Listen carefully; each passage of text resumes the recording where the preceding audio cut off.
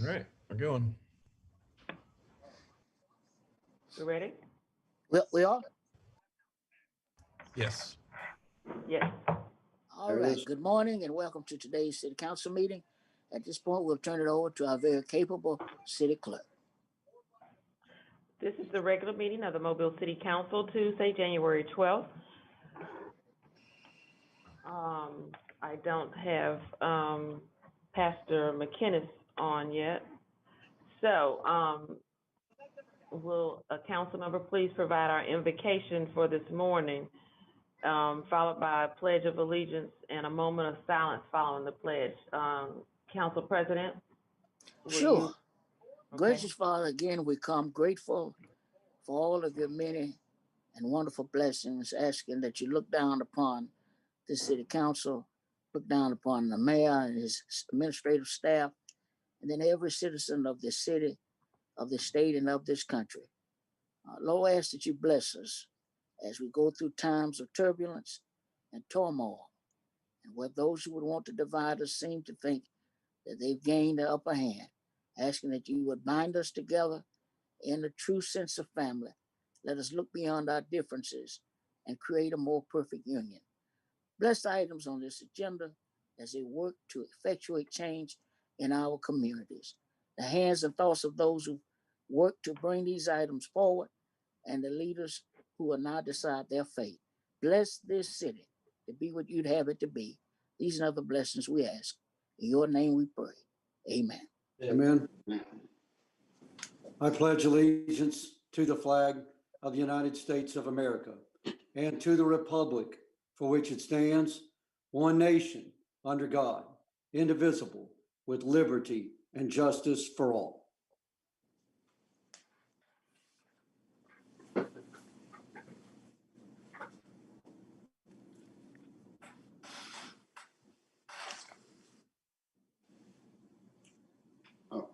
We'd ask that we would continue. We're going to have moments of silence for various persons, both local and on a national level. And I'm going to call on those council members to have commentary on the individuals in which you'd like moment of silence for, and then we'll have a collective moment of silence. Well, I would start it off. I would like for us to have a silent prayer for one of our long trustees at the Stone Street Baptist Church, Trustee Herman Phillips, who passed away quietly. His funeral is going to be today. I'm going to have to miss that. I would like for us to have a silent prayer for his family.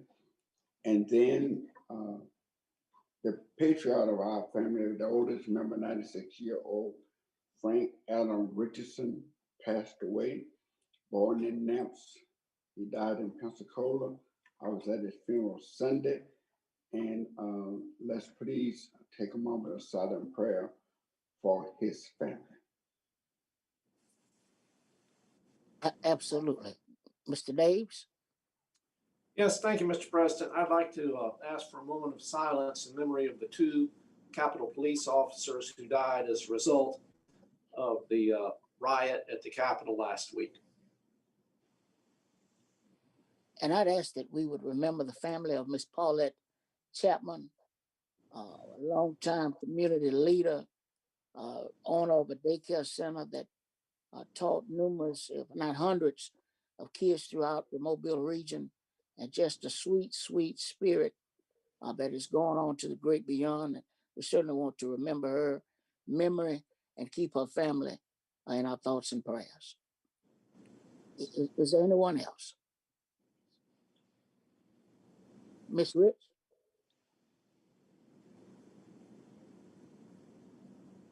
I have the proclamation, but we did the moment of silence last week. I'm sorry, I had that mixed up. Yeah, that's okay. No problem, no problem. I'll read it afterwards. At this time, let's remember all of those called names during this moment of silence.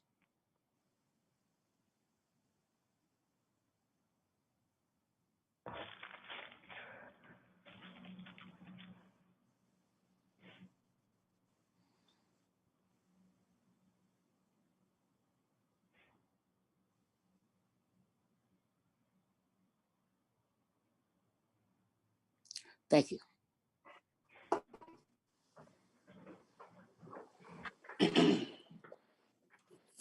President Manzi, if I might read the resolution at this point?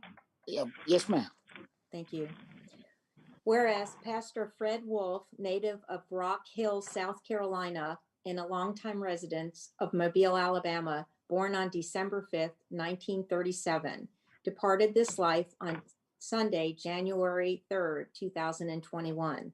And whereas he's been preceded in death by his wife, Ann Wolf, parents Fred and Margaret Wolf, a sister, Frieda Sutton, brother-in-laws, James Boyd, John Edens, Max Sutton, and Cy Rivers. And whereas Pastor Wolf was a 1956 graduate of Rock Hill High School and an alumni of the University of South Carolina, where he played football, he completed a Master of Divinity degree at Southwestern Baptist Theological Seminary in Fort Worth, Texas, and was acknowledged as an honorary Doctor of Divinity by Mobile College.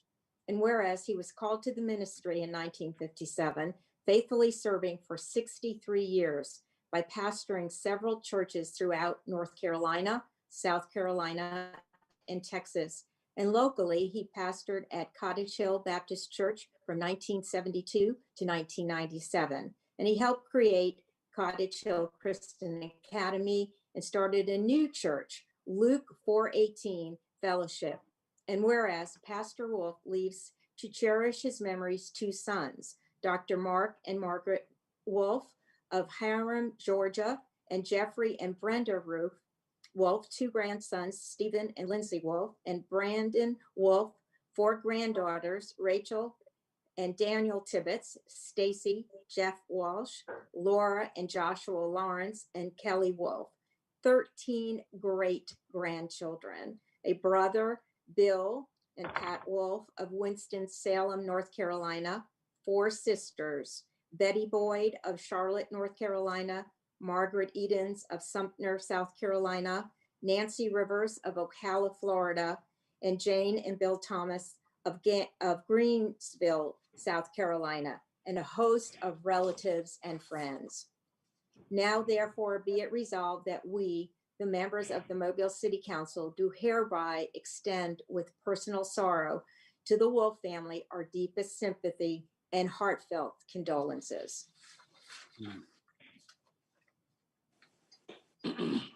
Absolutely. And let's continue to keep the Wolf and his church family in our prayers. Certainly was a great Mobile.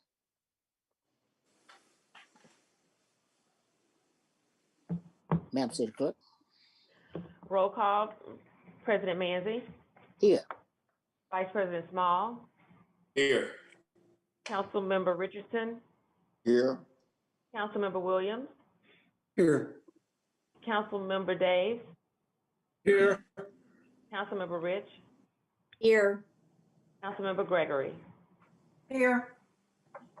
Statement of rules. In response to national, state, and local guidance due to the COVID-19 pandemic, and in accordance with the Alabama Open Meetings Act and the Governor's Supplemental Emergency Proclamation, we are meeting remotely. While we are all in different places, we're able to participate as if we were all in the council chambers at City Hall and in keeping with the requirements of the Alabama Open Meetings Act. The public is still able to observe the meeting through the live stream. All items we will address during this meeting are either necessary to respond to COVID-19 or necessary to perform essential minimum functions of the city. The public is still able to present comments to the council by emailing them to cityofmobile.org up to 30 minutes prior to the meeting. Any commentary the city clerk will receive will be disseminated to council members, and it will be included in the meeting minutes. All speakers were granted an opportunity to speak. Will have 3 minutes to make their presentation. At the end of 2 minutes, a bell will sound indicating that you have 60 seconds to wrap up all commentary. As always, the meeting is live streamed and can be viewed through the city's website or on the council's Facebook page. Those are the rules for this particular meeting, and we are certainly appreciative of your continued interest in your municipal government. Madam City Clerk? Approval of minutes of January 5th. So moved. So second. It's been properly moved in second. Any discussion? If not, all in favor? Aye. Opposed? Minutes are approved. Communications from the mayor. Mayor's at a funeral. Okay. From the mayor's office. Adoption of the agenda. So moved. Second. Second. I'm sorry, Mr. President, I move the adoption of the agenda and that all items listed as essential COVID-19 items be declared as such. Second. Been properly moved in second. Any discussion? If not, all in favor? Aye. Aye. Opposed? Appeals, we have requests for waiver of the noise ordinance on January 15th, 22nd, 29th, from 5 p.m. until 8 p.m. in Baumhauer Park. On January 16th, 23rd, and 30th, from 3 to 7, Michigan Avenue, on the corner of Michigan Avenue and Hertel Street.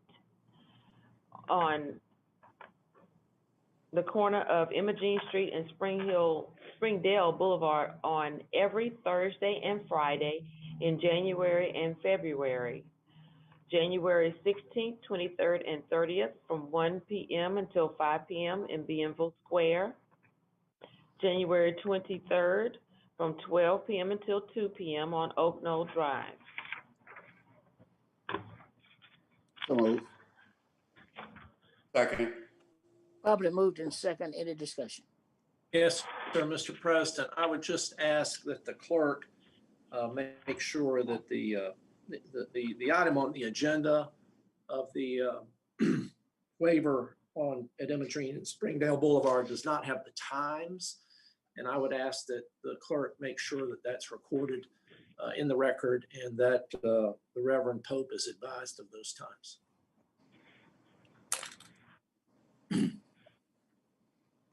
Any other discussion? I just think that we should comment, as we discussed at our pre-council meeting, that the waivers of the noise ordinance that pertain to parks and city streets, this council is not the final word. There are other entities that must approve as well. And we're going to make sure that applicants know this going forward. Thank you. Yes, ma'am. Any other discussion? If not, all in favor? Aye. Aye. Aye. Opposed? Public hearings. Today is a public hearing to declare the structures at 2672 Haley Street, 335 6th Avenue, 7362 Andrew Walker Court, 1550 Robert Ely Street, public nuisances. Fix the cost of demolition of structures at 1550 Robert Ely Street and 2157 Grove Court, 3608 Kent Road, 7669 Avenue B, and 560 Mohawk Street, declaring those public nuisances and fixing the cost for demolition of said structures. We have Mr. Okay, go ahead. We're being interrupted. Yes, we're going to ask that all persons who are signed in, if you're not speaking, if you could mute your tablet or your whatever it is that you might be using to view this meeting, it would certainly be helpful.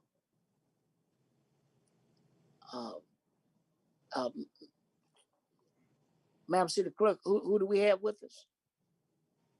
I need you to open the hearing, Mr. President, to ask if there's Is anyone. there any persons present or ready to speak on any of the public hearings? Yes, we do have a speaker, Mr. Frank Irby is here. And it appears that we're having some internet difficulty. downstairs.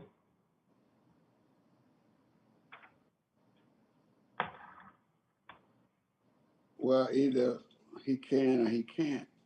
You don't think at this time he can Okay. speak? Okay, I think Okay, we might have him. Are you there, Miss Lana? Miss Lana? Yes, I'm trying to ask her to unmute.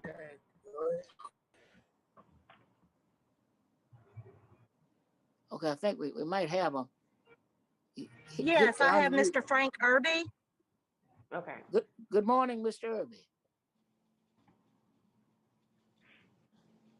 We lost him.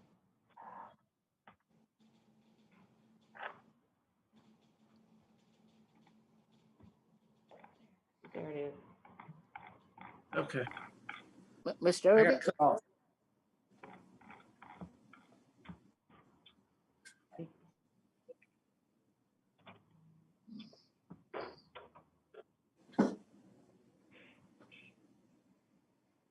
Is that him with the cap on? Because he's Yes, muted. it is.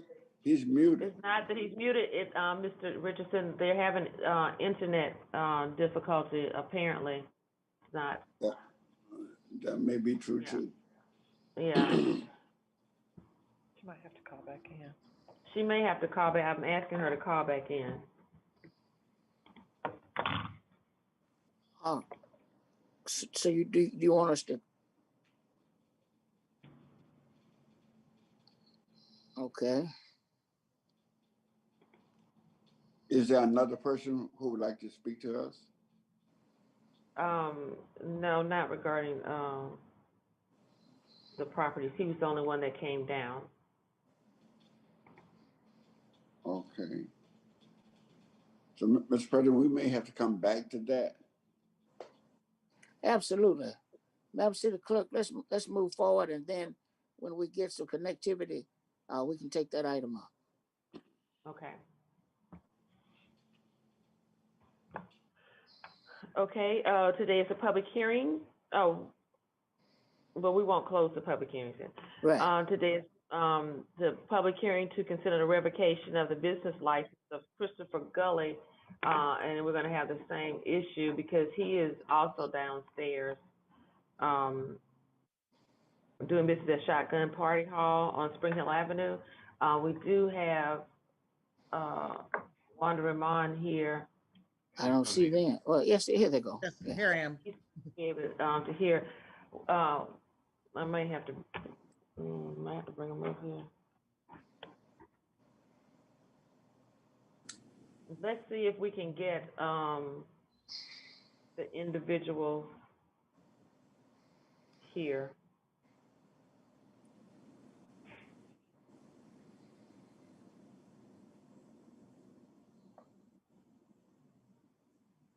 You want me to go down and get them? That sounds like a plan, Madam City Clerk, and then we can Okay. circle back to these items I just told Oh. him to text her. once they're in place. Okay, Okay. I'll mute myself again, okay? That's fine. Okay, thank you. Mr. President, maybe we can declare a recess in the public hearing and then move on and then come back to it. We'll recess on the public hearings, and then once everyone's in place, we'll come back to it. Okay. Yes, ma'am. Presentation of petitions and other communications to the council. We have no one signed for agenda or non-agenda items today. Mr. Hill does not wish to address the council. Essential COVID-19 items held over 08928, 929 are proven purchase orders to Safeco for safety management software license and setup, and to software vendor for license renewal for forensic software. 21930 authorized contract with Shepherd Services for a cooling tower pump replacement at the Mobile Civic Center. 21931 authorized contract with Industry Services Company for Mobile Fire Rescue Department training tower fireproofing and structural repairs. 37932 recommend approval to the ABC Board for issuance of a restaurant retail liquor license for Debris on Dolphin Street. And 37933 recommend approval to the ABC Board for issuance of a lounge retail liquor Class 1 license for Club Society on North Lafayette Street. So moved. Second. It's been properly moved and second. Any discussion? If not, all in favor? Aye. Opposed? Items passed. Essential COVID-19 items being introduced for the first time, 03001 through 03026. Mr. Preston, Mr. Davis? I move for, I move for immediate consideration of items 03001, 03002, 37009, 10, 11, 12, 13, 14, 15, 16, 17, 18, 19. Take that back. 40, 013, 14, 15, 16, 17, 18, 19, 20, 58, 021, 60, 022, 60, 023, 60, 024, and 03026. And the remainder to lay over 1 week pursuant to council rules. Second. It's been properly moved and second. Is there any discussion? If not, all in favor? Aye. Opposed? 03001 and 002 are reappointing Yvette Chastain to the History Museum of Mobile Board and appointing Walter Ankerson to the Public Park and Recreation Board of the City of Mobile. 37009 and 010 and 011 are recommending approval to the ABC Board for issuance of a retail beer off-premises only license for 365 Mart on Airport Boulevard, for issuance of a retail table wine off-premises only license for 365 Mart on Airport Boulevard, and for issuance of a restaurant retail liquor license for Ollie's Mediterranean Grill at 1248 Hillcrest Road, and approving a retail beer table wine off-premises license for Texaco Food Mart at 379 Azalea Road. They probably shouldn't act on these until they hear from that guy. I don't know what he's here about. What guy? Get the public hearing, the nuisance. The guy down. Oh, yeah, okay. And we will skip 40013 until Mr. Irby comes up. Okay, ma'am. so 40014, 015, 016, 017, 018, 019, 020 are declaring the structures at 335 6th Avenue, 7362 Andrew Walker Court, fixing the cost of demolition of structure at 1550 Robert Ely Street, 2157 Grove Court, 3608 Kent Road, 7669 Avenue B, 560 Mohawk Street. 50021, assess cost for removal of weeds, Weed Lien Group 1606. 60022 and 023 and 024 are approving award of special bonus for the firefighter of the month.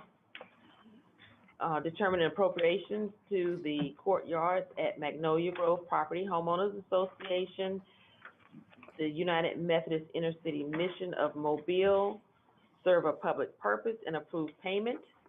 03026, create an ad hoc short-term rental citizens advisory committee. So moved. Second. It's been properly moved and second. Is there any discussion? If not, all in favor? Aye. Aye. Opposed?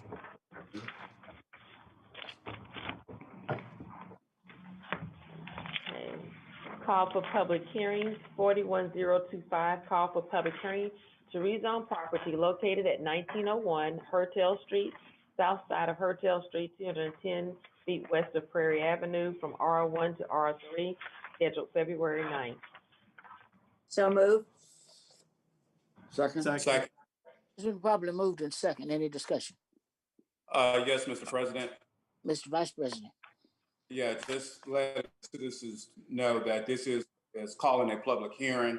I had many citizens to contact me regarding this rezoning, and just letting them know that the uh, property owners that within 200 feet of this particular property will be notified in a couple of weeks of a community meeting that we will have. Hopefully next week, I will have the time and the place, and we will get with the developer for the community to ask the questions that they want to ask for this particular project. And again, it's just calling the public hearing and just reassuring them that, this is what this has been done at this time. Thank Yes, sir. Thank you, Mr. Vice President. Any further discussion? If not, all in favor? Aye. Opposed? Public hearing is called. Okay, Mr. President, we have, Mr. Irby is here to speak on the public hearing for the structure at 2672 Taylor Street. Yes, ma'am. Mr. Irby, Yes, good morning. I'm here to acknowledge the fact that we in the process, it's our property to my wife. That one working? We're in the process of demolishing the building anyway.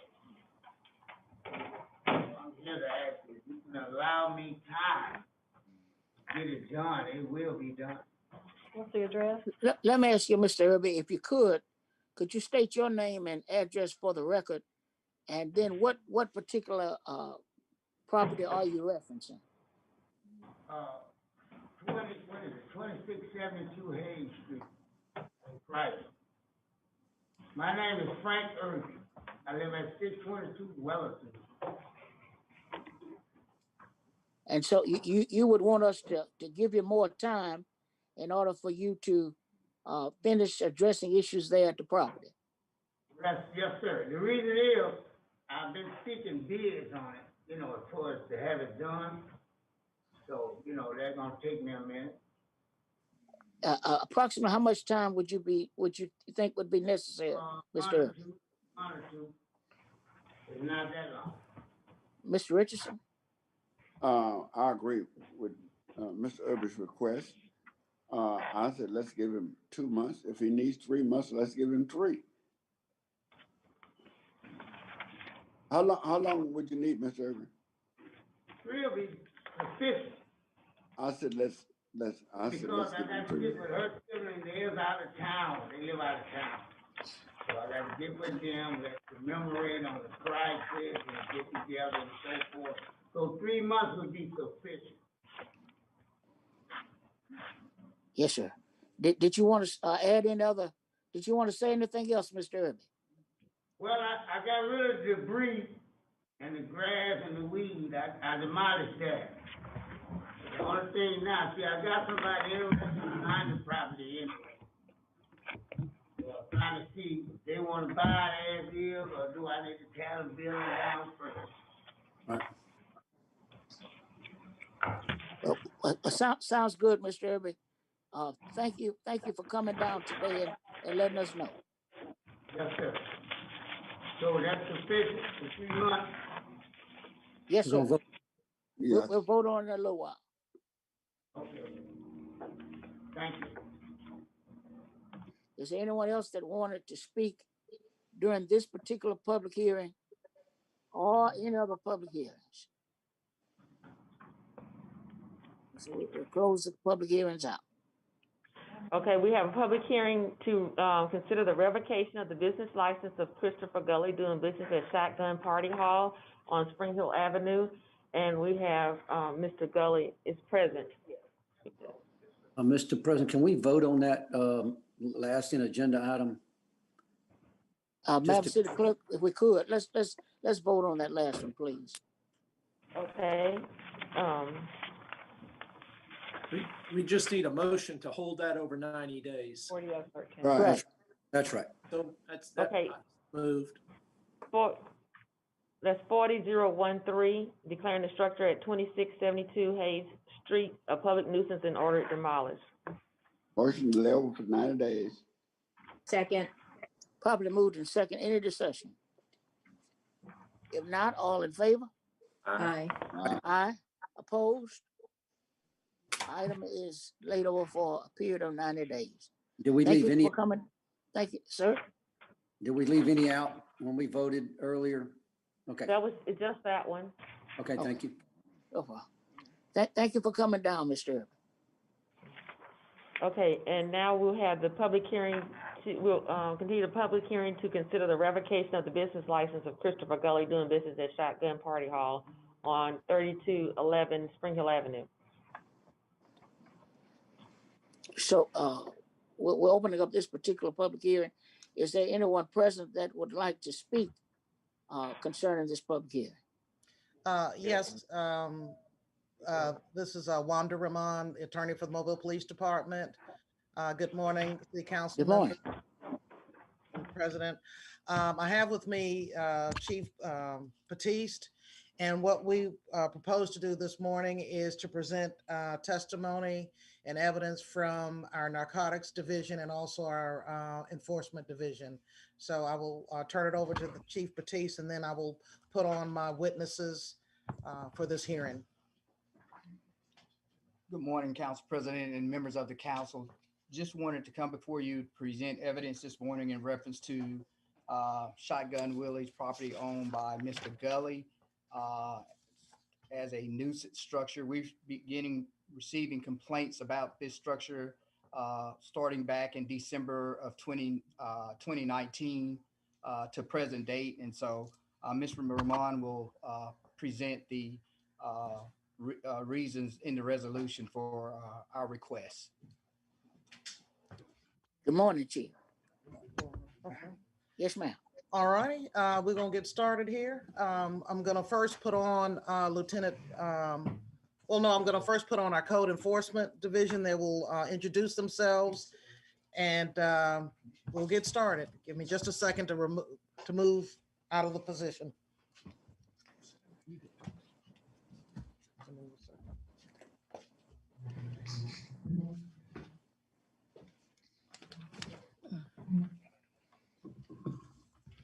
Good morning, Council President. Good morning. I'm Terrell Washington. I'm a municipal enforcement officer with the Asset Forfeiture Unit with the Mobile Police Department. And this particular business has been in, this particular individuals, they have been in business since May of 2009 at different locations. And this particular location, which is 3211 Spring Hill Avenue, they moved into that location back in December of 2018 until January of this year. And on there, the license that they attained was business like club license. And back in July the 10th of 2018, they established, they dropped the club license and established a party hall license, which with a party hall license, you can only rent the facility to do events or whatever. You can't sell alcohol or you can't charge at the door. And since that time, they've been in business and have not established, not doing what they're supposed to do for us with the business license that they have attained. Basically, I just wanted to establish that. Sergeant Sanders will address you now on the activity that has taken place from that time that they've been at that location at 3211 Spring Hill Avenue. Good morning, council, staff. Good morning, Sergeant Patrick Sanders. In reference to this location at 3211 Spring Hill Avenue, with the licensed owner of the establishment, Mr. Christopher Gully, we've been investigating this location in reference to numerous complaints. Each location that this particular business, AKA Shotgun Willie's, now Shotgun Party Hall, has had numerous of complaints ranging from ones being shot, stabbed, several disorderly conducts, domestic violence at each location. When the location moved to 3211 Spring Hill Avenue, we received numerous complaints in reference to the same type of activities that has taken place at the other 3 locations in which Shotgun Willie was located. At Spring Hill Avenue in particular, we've had about 43 calls for service. Part 1 crime calls, 1 shot, one stabbed, one severely beaten to where his orbital socket was disengaged to current. The license that are obtained for that location are those such as a party hall, which does not allow the business to sell alcohol or charge admissions to come to that type of location. And they have, through investigations, been proven to do exactly that thing, which we will discuss further. Mr. Gully was served a resolution in reference to the same problem in 2019, but the business was shut down due to the COVID-19.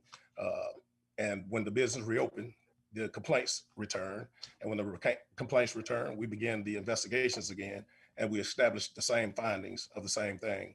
Mr. Gully was then approximately about 16 days ago, re-given a copy of the resolution, which is why we're here today. And I stand ready to answer any questions that you may have. And if you will allow me, I'm going to put on other officers now to talk about the activity that was observed in the business that gave rise to me submitting this revocation for business license. Okay. Yes, ma'am. Give me just a second and I'm going to bring other officers in now.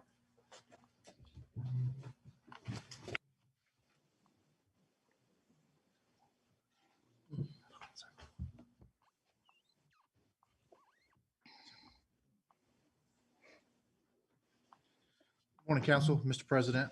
Good morning. Good morning. I'm Lieutenant Charles DeGear of the Mobile Police Department Narcotics and Vice Unit, and I brought Detective Charles Hunter with me to help answer any questions you might have. So back in 2019 in December, we received several complaints of illegal drug sales, violence as far as fights and disorderly conducts, and also sales of alcohol that were illegal. So we began our investigation. In the months from December of 2019 to February of 2020, we made purchases of methamphetamine, Xanax, marijuana, and spice, as well as we observed patrons, as well as employees of the establishment partaking in the same drugs and same illegal narcotics. We observed alcohol in plain view and being sold from the location by the employees.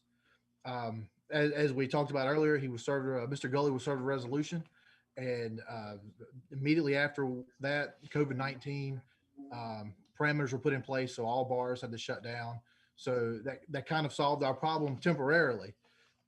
When things started to open back up, they started to open this business back up, and they advertised a new management, and we were brought again in October of 2020. We were brought back the same complaint again.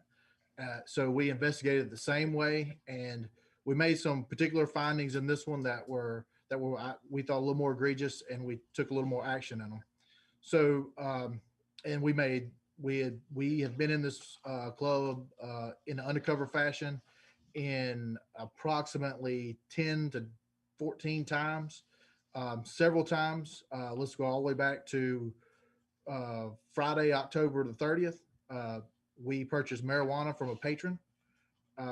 We were paid $10 to get in, and we purchased marijuana from a patron.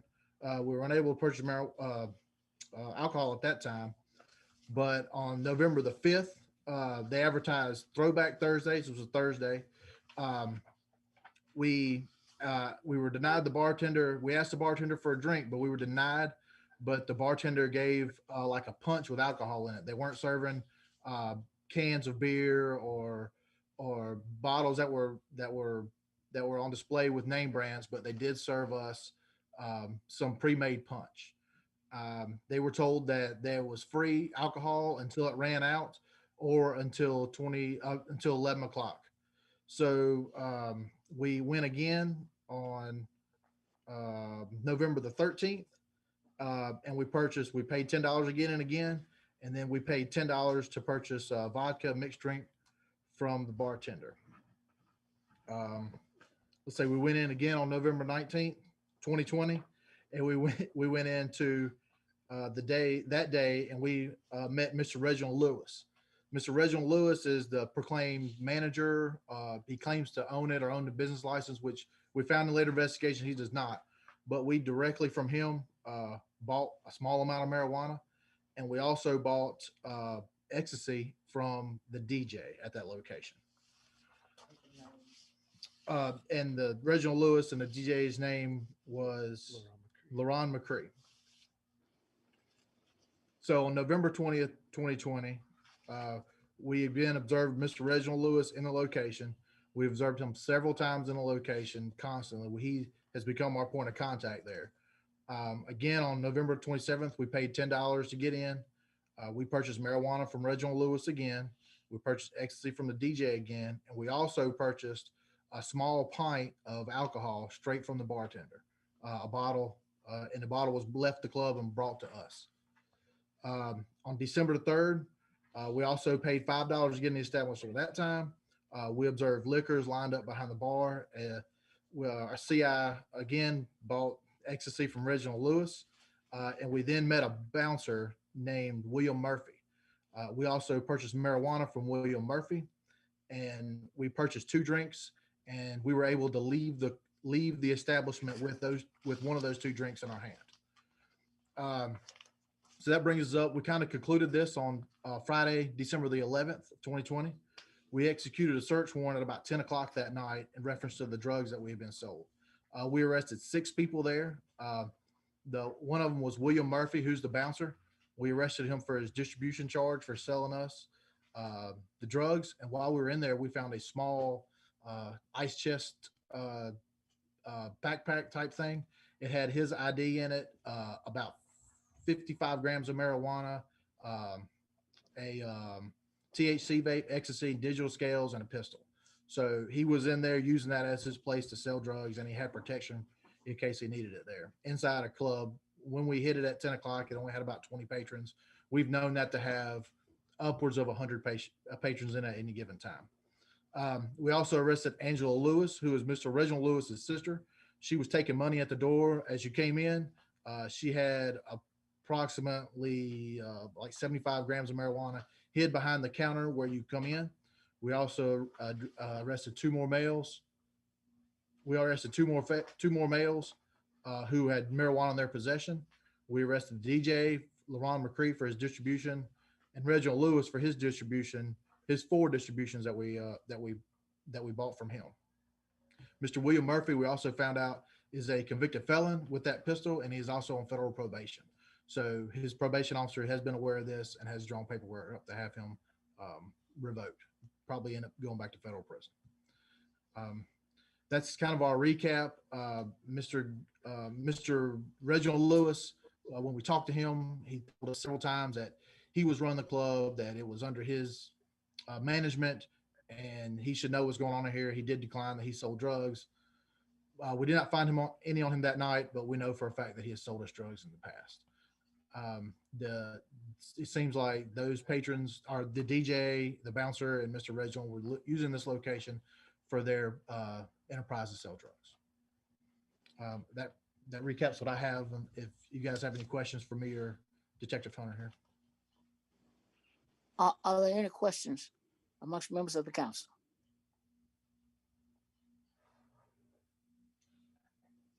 Thank you all so much for that overview and for your service. Thank you, sir. Thank you, sir.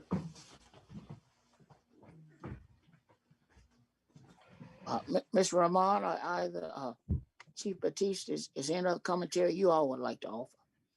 I would just like to add that Mr. Gully cannot say that he owns this facility and rents it out and doesn't have any knowledge of what's going on in that facility. Because even if he's the business owner, he's got the business license, he has a duty to make sure that that business is operated according to law. And according to law, if you have a party hall, you can rent it out for events, but you do not have a liquor license through the ABC board, so no alcohol can be served. Second of all, you can't charge an entry fee into the hall. Also, Mr. Gully was placed on notice prior to COVID that there was illegal activity occurring inside his club. And so at that time, If he wants to say now he had no notice, we placed him on notice prior to COVID back in March. So he should have gone into that club to make sure no more illegal activity was occurring, but that did not happen. So fast forward it to December, October, November, still illegal activity happening inside the club. The sale of illegal drugs, the sale of alcohol that was not, supposed to be happening.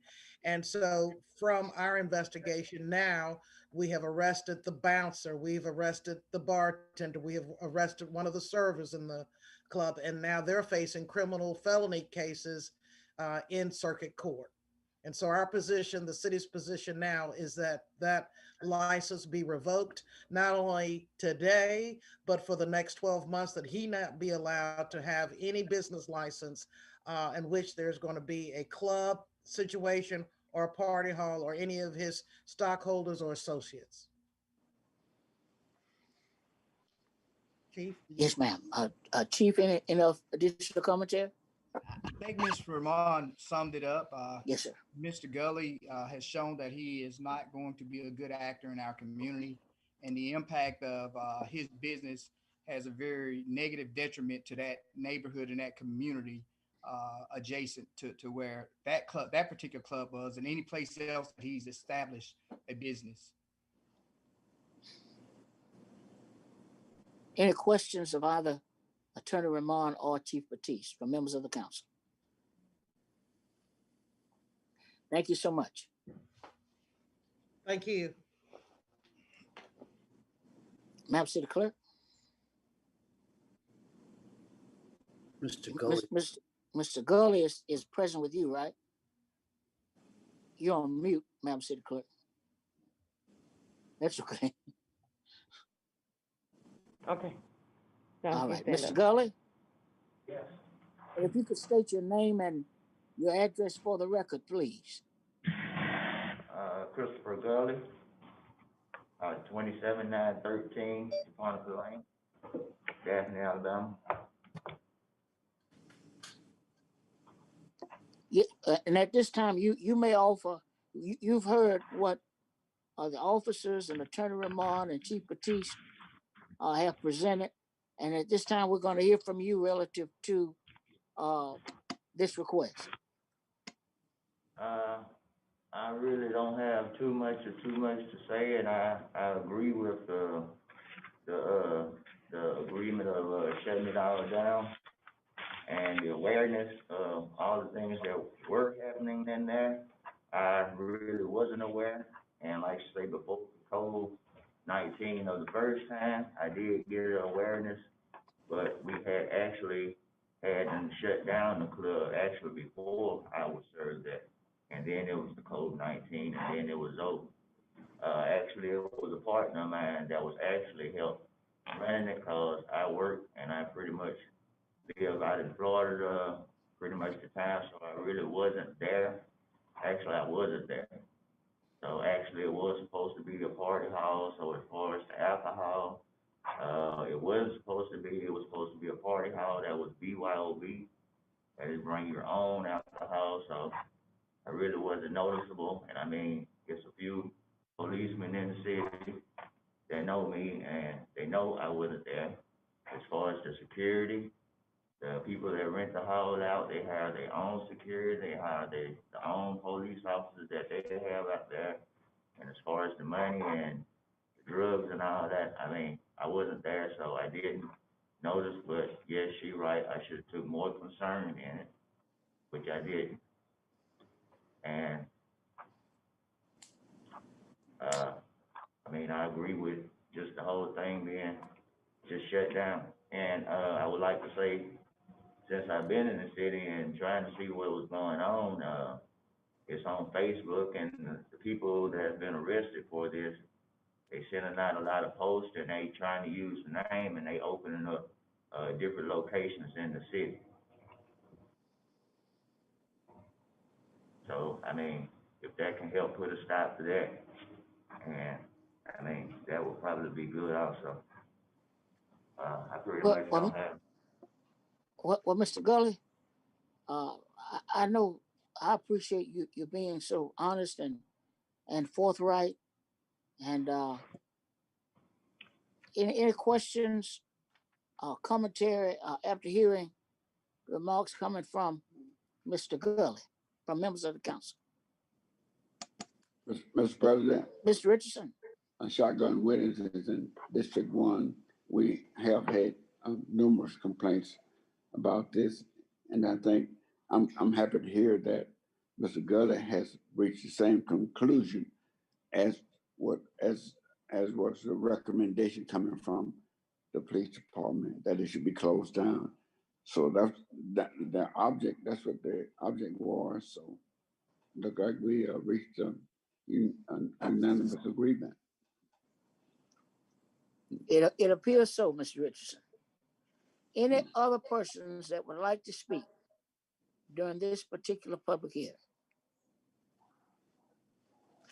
Hearing none, the public hearing is closed.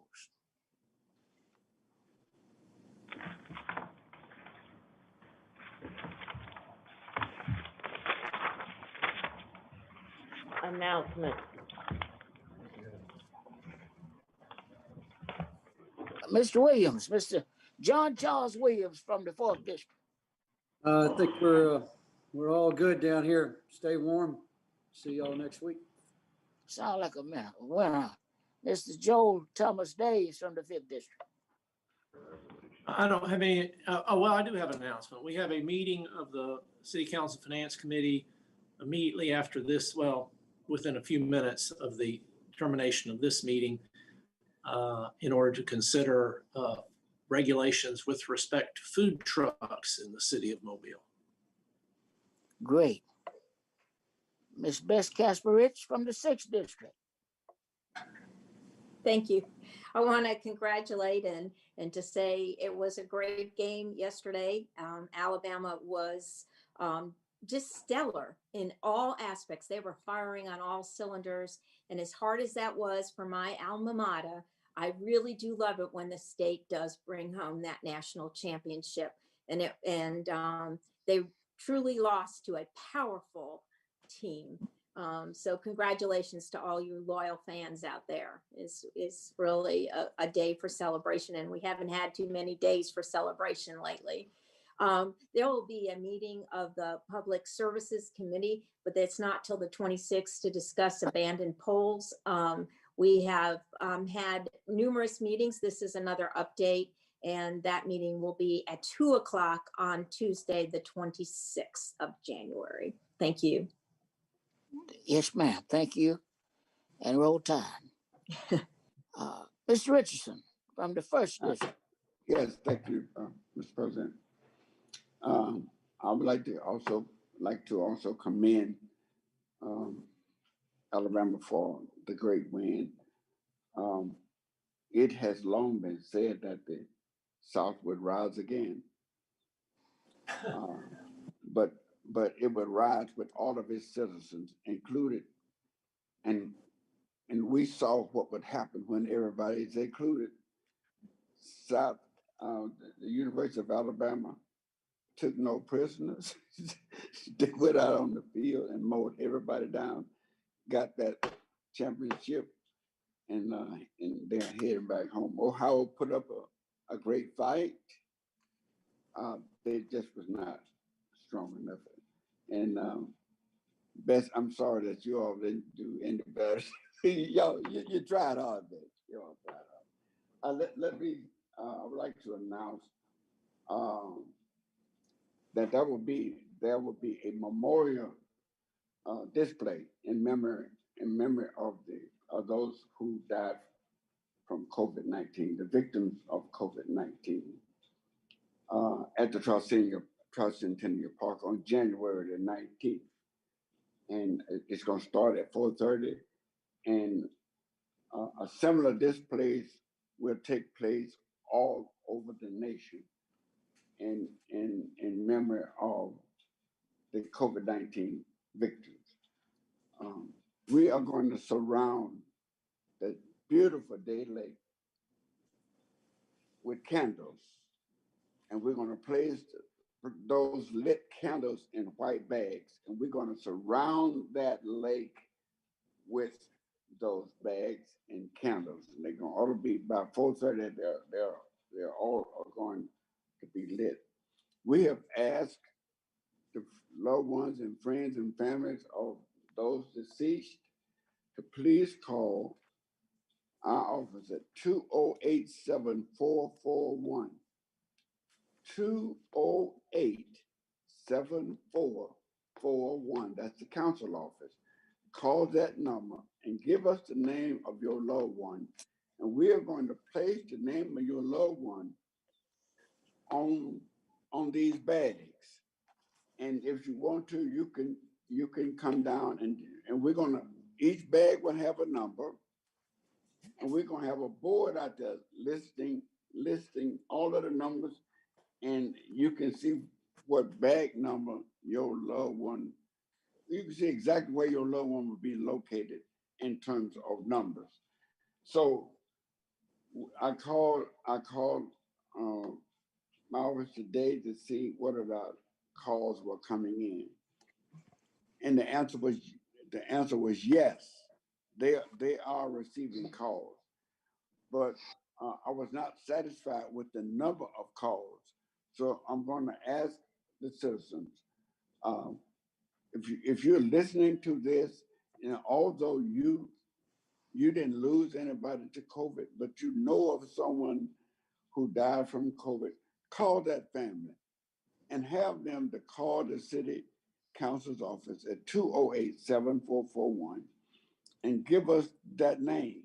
And we will assure you that name will be on one of those bags out there. In meeting with Parks and Recreation, Shonda Smith is going to have her group there, and they're going to plant trees. They're trying to find the first person who died from COVID, and they're going to plant trees in honor of the first person, and that's going to take place at the same time that we're going to have the candles out there. It'll probably be shortly before 4:30. They're going to come down and they are going to plant some trees. It was my last announcement is that there is an ordinance before council that's dealing with it's the anti-tethering dog ordinance. And it's been a long time since I've had any ordinance that had so much response. People are calling me from all over the city. They are emailing me, texting me, all forms of social communications. They are on it in support of this ordinance. I guarantee you, I haven't had 3 people who call me and say they oppose the ordinance. These people are in support of it. So I got one at 3:39 this morning. It was sent to all council members at 3:39 this morning. And this is a person who evidently has strong feelings about this. I want to just read what she had to say. She said, "It is 3:30 in the morning. I woke up because the chained dog next door is howling and crying. I am up now, so I thought to send you another email. Please change the law to help not only the dogs, but also give me proper rest. It is like it is like that almost every day for the last 5 years. Kind regards, Vivian Ann." And I'm going to close with that one. I hope the council is going to join me in this. We're going to have a public safety committee meeting on this item next Tuesday, immediately at the council meeting. We're saying 12 o'clock, but it could be later earlier, whenever council meeting is over, we're going to take a 10-minute break and we're going into the Public Safety Committee. And at that time, we will be discussing the anti-tethering ordinance. Thank you, Mr. President. Thank you, Mr. Richardson. Ms. Gina Gregory from the 7th District. Thank you, Mr. President. All good here in District 7. Just a reminder for those who may not know, but use Ziegler Boulevard on a regular basis. The widening project for the second phase is underway. Right now, for the most part, they are still putting up signs and doing some prep work, but very soon we should see some actual construction starting. So just keep that in mind if Ziegler Boulevard is part of your regular route. We expect to see some traffic delays. You can't help but have traffic delays, especially with a project of this size. We expect it to last about 2.5 years, so it will be with us for some time. But again, if that's part of your regular route, just be aware that coming very soon, there could be some traffic delays, and proper signage will be up to let you know what to expect. They've already got signs up in all the neighborhoods telling people who live there that road work is ahead. So I really thank the engineering department and the contractor for being so vigilant in helping to get the word out. And that's all. Mr. C.J. Small, Vice President from the 3rd District. Thank you, President Mazzy. Earlier, we had called a public hearing about rezoning some property right there at Hertel Street. And just reminding those nearby neighbors again, working with the administration to get with the developer to come down to set up a meeting, which we're trying to find a good place where we could be all spaced out, wearing masks and et cetera, to answer the questions that you all might have. And again, as soon as we get the dates together, we will send out letters to all the abutting residents that's within 200 feet of that particular property line, that you will be invited to that particular meeting. And speaking of COVID, on last Tuesday, I had an opportunity to go and get my vaccine shot, and it wasn't that bad. Pretty much just had a little pain in my arm from where they had, gave me the shot at. But just can't wait till everybody really just get vaccinated before we really can just get back and have our, traditional community meetings and district-wide meetings and et cetera. I really do miss meeting with the citizens out there at different community meetings. But again, hoping we can get back there real soon when a lot of people, at least 7% of the people get vaccinated and this virus get wet on down. Thank you, Mr. President. Thank you, Mr. Vice President. I want to talk briefly about a subject that's been weighing heavy on my heart and mind since last week, which was the heinous takeover of our capital on last Wednesday. As a citizen and as a leader, it really was heartbreaking to see actions of that nature take place. But I was strengthened by the resiliency of our leaders, who, even though under attack, persevered and pressed forward with the business of this country.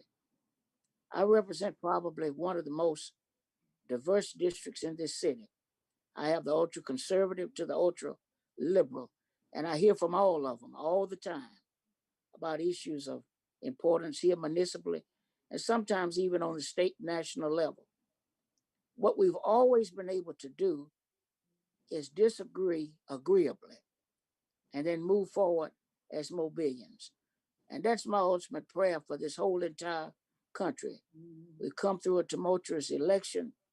There'll be doubts from here on out as we move forward, but there shouldn't be a doubt about our love for this country and for our love for being Americans.